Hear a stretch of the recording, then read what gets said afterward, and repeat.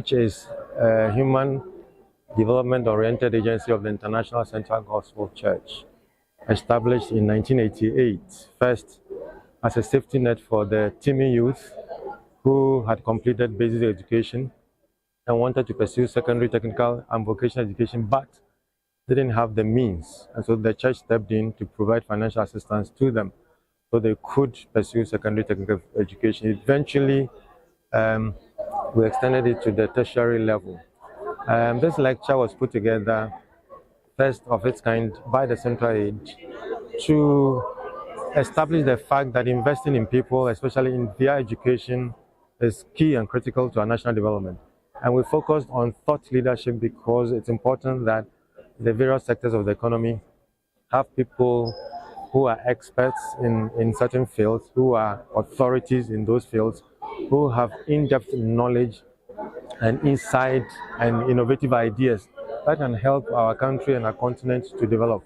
And so we need people who can command authority and profess solutions to all the challenges that we have.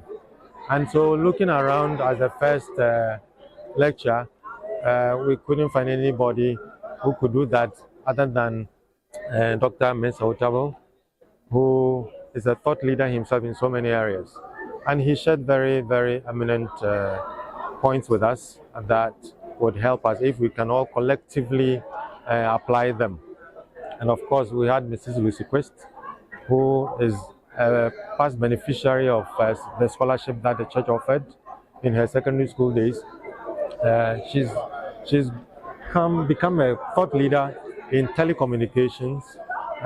She used to be the MD of Airtel Ghana Limited and moved on to become the managing director of Morgan Stanley in the UK.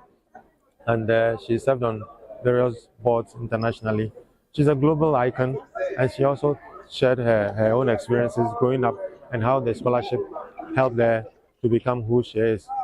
And so this is a big challenge to us as a nation, as a continent, that we build the human capacity that we need, identify various areas of our economies, and apply the in-depth knowledge that we have and to change the system and to change the way we approach things. And listening to Dr. Otabil, it was so awesome.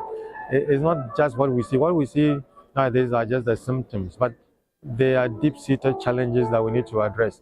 And he talked about culture, and the culture didn't mean dancing and music and the food we eat and all of that. It's all about our worldview and how we have seen ourselves and how we have conducted ourselves and all of that, So he proffered about 4 solutions.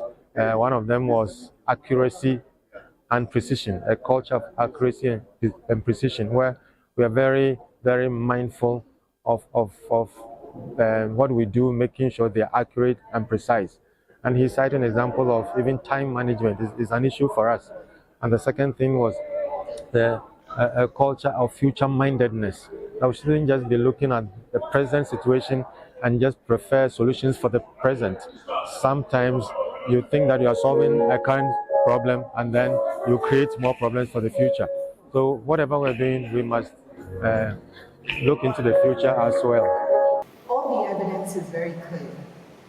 The greatest thought leader who ever existed in human form but still exists is our Lord Jesus Christ. There has not been a greater thought leader, there never will be a greater thought leader on this planet. The problems of Africa are quite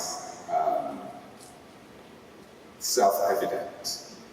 You don't need special spectacles to see the problems we have.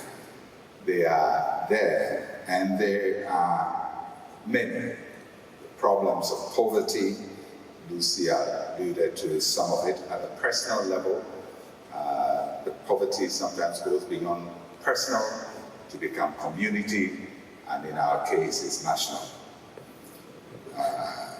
So poverty, corruption, illiteracy, inferiority complex, underdeveloped economies, human rights violations, farming, and so on and so forth. so many problems in our continent. And I've always said that where 2 or 3 Ghanaians particularly are gathered, there will be a discussion of the problems of our country.